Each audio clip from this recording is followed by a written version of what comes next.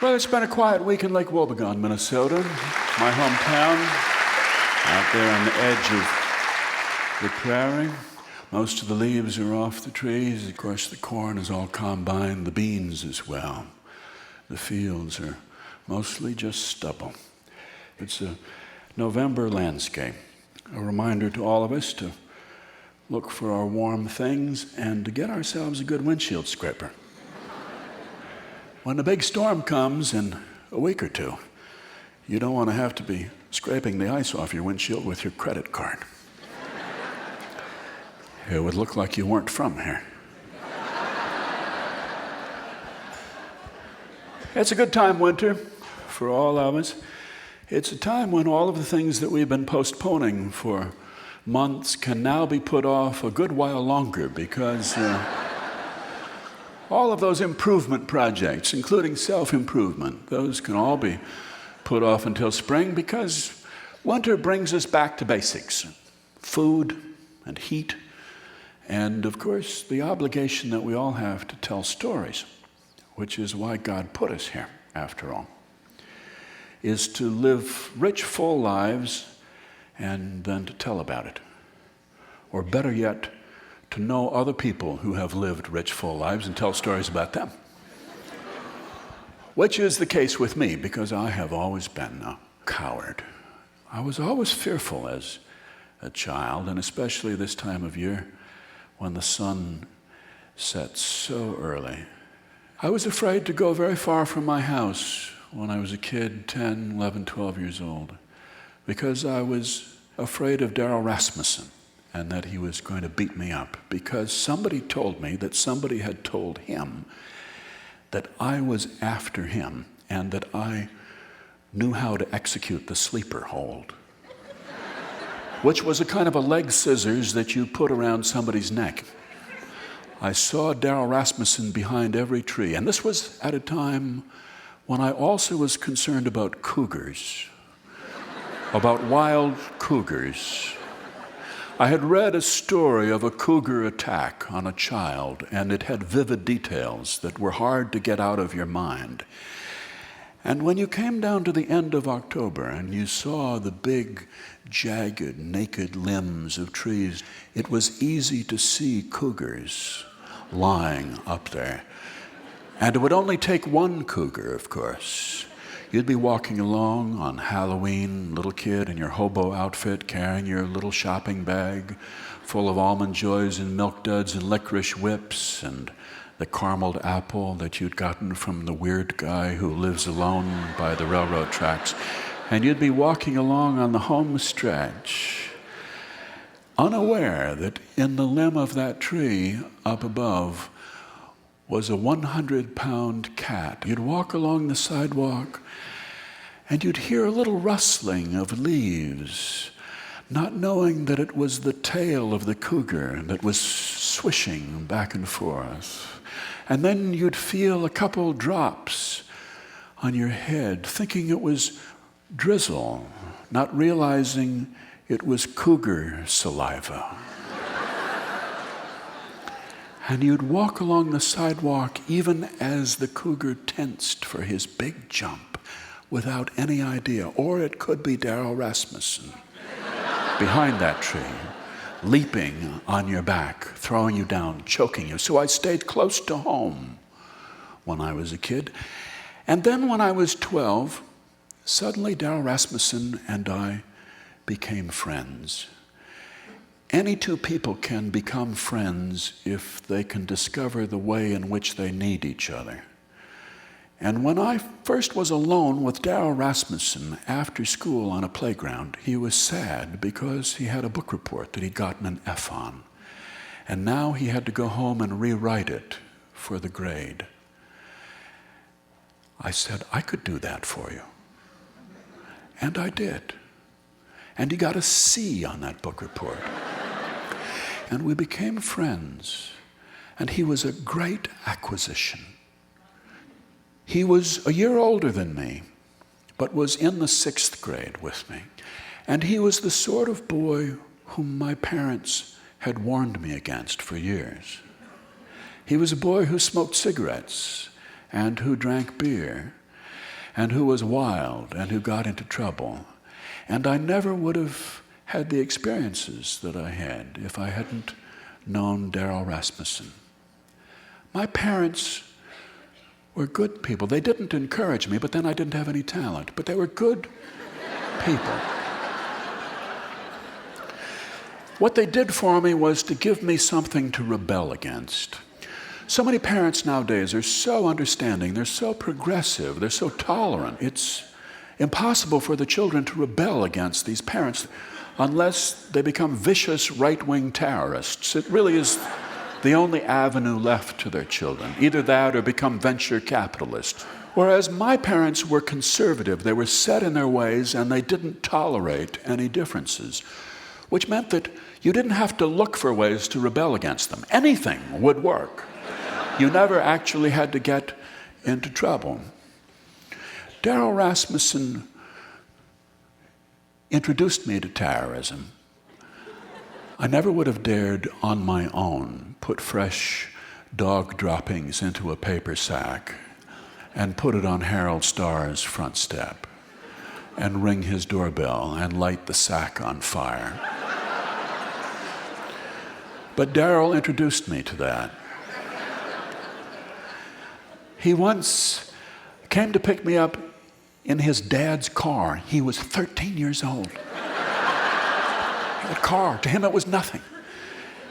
He was 13 years old, he had red hair, he had a big head. He wore a blue denim jacket, never anything warmer, even on the coldest day of winter. He kept his cigarettes up under his sleeve, and he had a tattoo on the forearm of his right hand of a naked woman. And when he clenched his fist and he rolled his arm around, he could make her dance. He didn't come from church people, the Rasmussens. They were different from us. Most of them lived up near Millet. They lived in trailers out in the country. They had big, black, fierce dogs you didn't want to tangle with at night. Around their houses there were bits of old appliances and cars. They didn't believe in landscaping or yard work.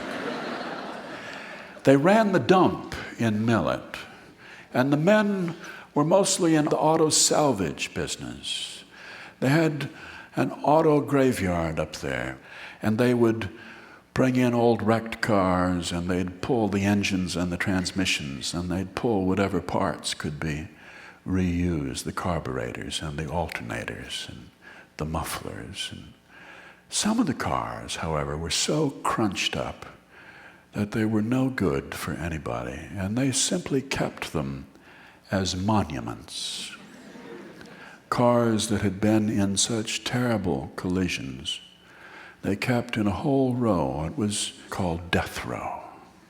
And all of the famous cars from famous crashes were there.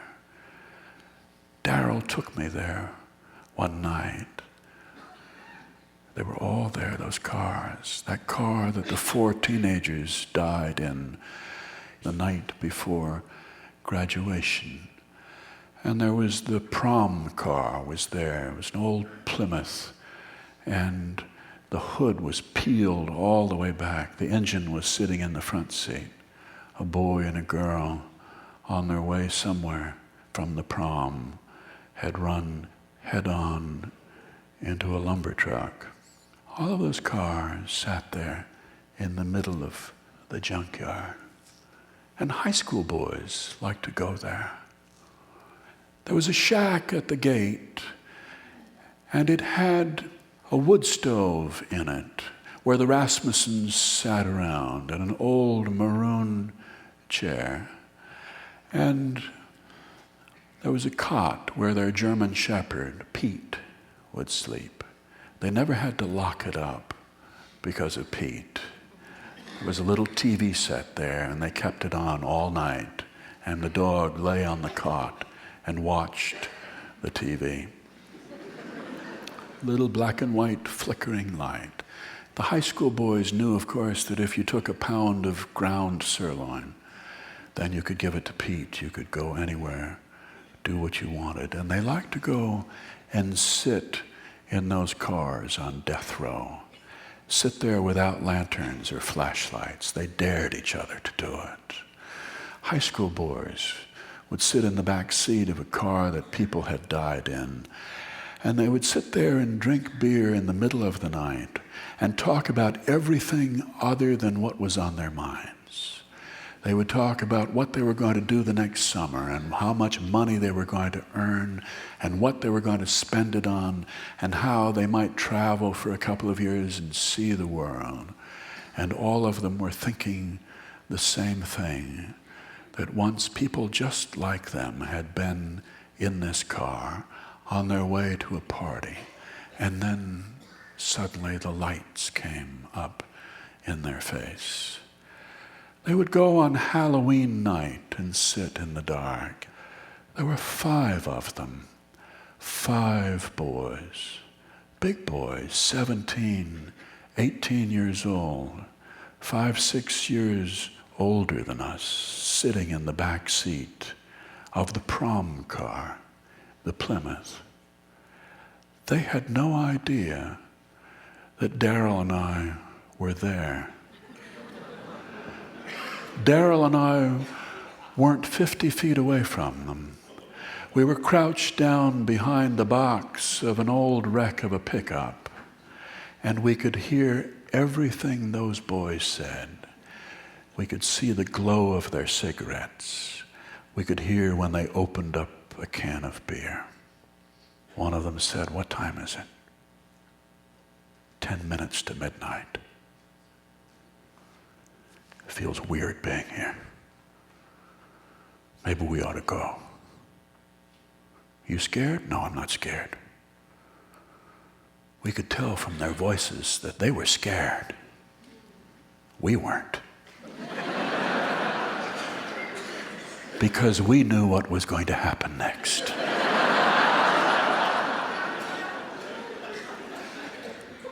Daryl whispered to me, "I can't wait. I'll bet they're going to be so scared they're going to crap in their pants. I'll bet you $10. He said, "I've got to get a cigarette. You stay here." And then he disappeared off into the cars. I was all alone. I listened to them down there. One of them said, "What time is it now?" It's 5 minutes of midnight. There were clouds in the sky. You could just barely make out the moon. And then Daryl came back. He was waiting for midnight. It was 3 minutes to midnight. And then it was 2. And then he picked up a little pebble and he heaved it towards the shack, and it made Pete bark, and that got them even more on edge. We knew that they were listening for every sound, their eyes wide open in the dark. And then Daryl reached down into the box of the pickup, and he picked up the power cable. He had spent all day and some of the day before wiring the headlights of 20 cars that faced death row. 20 cars that were 20 feet away. He had wired up all of their headlights and tested this over and over. And it came up to midnight, and he put the power cord down onto the post of the batteries, and the whole junkyard lit up with this brilliant light, and we heard them shriek, but nobody got out of the car. They were frozen in the headlights. We could see their silhouettes. None of them moved. And then they could hear a radio playing in one of those cars. And then he put the power cord down on the other set of batteries, and one of the cars that was in gear started up. And it leaped towards them, and they exploded out of that car. We saw dark forms hurtling over cars. We heard guys racing as fast as they could, guys yelling, and Pete didn't recognize them on the way out. He took off after them, the dog barking, the boys yelling, crying out loud. Daryl and I almost died laughing, listening to her. Daryl sniffed. He said, "I think I won that bet."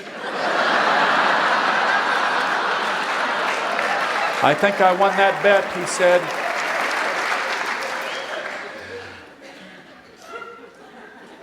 We sat there a little longer, and then we heard footsteps. 2 people. But we didn't see anybody. We only heard them. We didn't say anything about it to each other. He just unhooked the power cords, and the place went dark. And we started to walk towards the exit, a little more quickly than we maybe thought we were going to. We walked out the gate, and he looked, and he said, "Look, there's a trail there. I did win that bet," he said. "It's right there," he said. I said, "We never shook on that bet." He said, "Only a wimp has to shake on a bet." We argued about that half the way home, and neither of us said what both of us had seen, which was that when the lights went out, then we saw the 2 figures standing by the car, a boy and a girl. He was wearing a white shirt. She was wearing a white dress. They got into the car without a sound, and we could smell perfume, a sweet perfume. I've never gone into a junkyard since then. I never saw a reason to go. If you lead a rich, full life when you're young, you don't need to repeat it when you're older. That's the news from Lake Wobegon.